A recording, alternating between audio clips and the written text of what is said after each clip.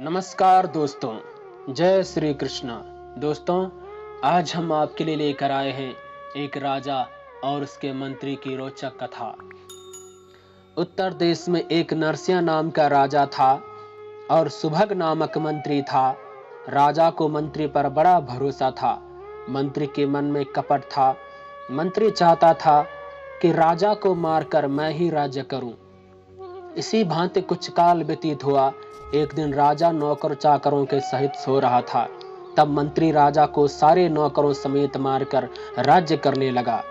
राज्य करते समय बहुत समय व्यतीत हुआ। एक दिन वह भी मर गया। यमराज के पास दूत बांध कर ले गए।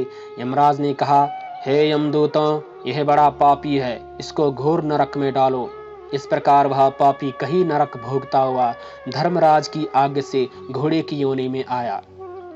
सलंग द्वीप में जाकर घोड़ा बना। बड़े घोड़ों का सौदागर उसे मोल ले गया और भी घोड़े खरीद कर अपने देश को चला। चलते चलते अपने देश में आया। तब वहां के राजा ने सुना कि अमूक सौदागर बहुत सारे घोड़े ले आया है। तब राजा ने उसे बुलाया। देखकर घोड़े खरीदे, उस घोड़े को भी खरीदा। जब उस घोड़े को फेरा तब राजा को देखकर उसने सिर फेर दिया। राजा ने कहा, ये क्या बात है? घोड़े ने फिर सिर फेर दिया। तब राजा ने पंडित बुलाकर पूछा कि इस घोड़े ने हमको देखकर सिर क्यों फेरा है, इसका क्या कारण है? तब पंडित ने कहा, घोड़े ने आपको शीश नवाया है। राजा ने कहा, यह बात है। कई दिन पीछे राजा शिकार खेलने को उसी घोड़े पर सवारी करके गया। वह घोड़ा जल्दी चलता था। राजा शिकार खेलते खेलते बहुत दूर चला गया। उस दिन हाथों हाथ राजा ने शिकार पकड़कर मारे। राजा बहुत प्रसन्न हुआ। दोपहर हो गई।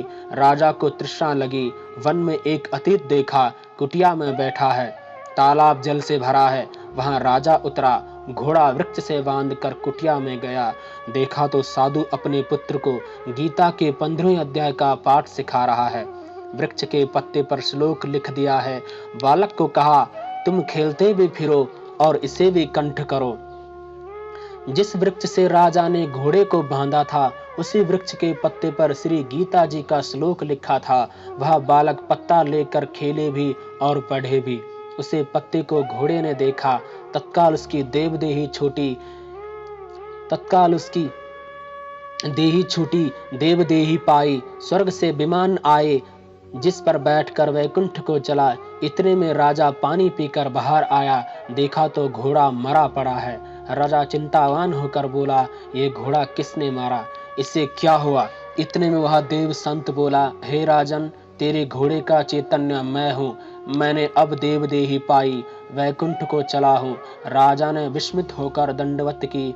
पीछे से और सेना को लोग आए मिले। राजा अन्य घोड़े में सवार हो अपने घर गया। अपने पुत्र को राजा देकर वन में गया और तपस्या करने लगा। श्री गीता जी के 15वें अध्याय का ये पाठ किया करे, जिसके प्रसाद से राजा भी परम गति का अधिकारी हुआ।